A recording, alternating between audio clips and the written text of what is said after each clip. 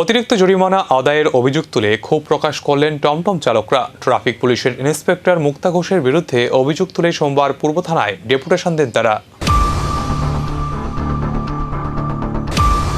চালকদের দাবি, motor stand এলাকায় যাত্রী নিয়ে এলেই প্রতিদিন 1000 টাকা করে জরিমানা করা হচ্ছে। জরিমানা দেওয়ার পরও রসিদ দেওয়া হচ্ছে না বলেও অভিযোগ তাদের। চালকদের দাবি, গাড়ির কিস্তি, সংসারের খরচ এবং প্রতিদিনের আয়ের চাপের মধ্যে এই অতিরিক্ত জরিমানা তাদের জন্য বড় সমস্যার কারণ হয়ে দাঁড়িয়েছে।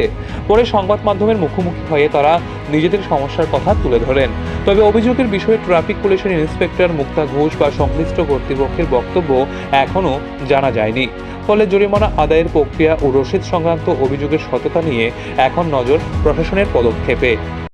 আচ্ছা, টিআর 0 যদি আমরা এখানে না চালাতে পারি, আমরা কই গিয়ে চালামো?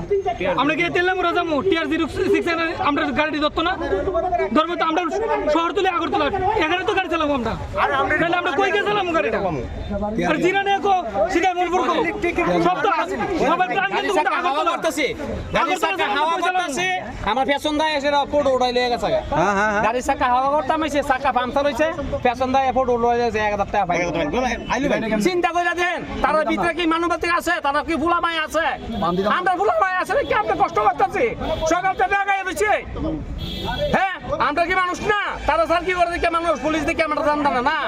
মোটা অঙ্কে গরিবের চাকাটা ভাঙ করতেছে, তাই মালিক কিতা করবা। Bureau report, Asian Times.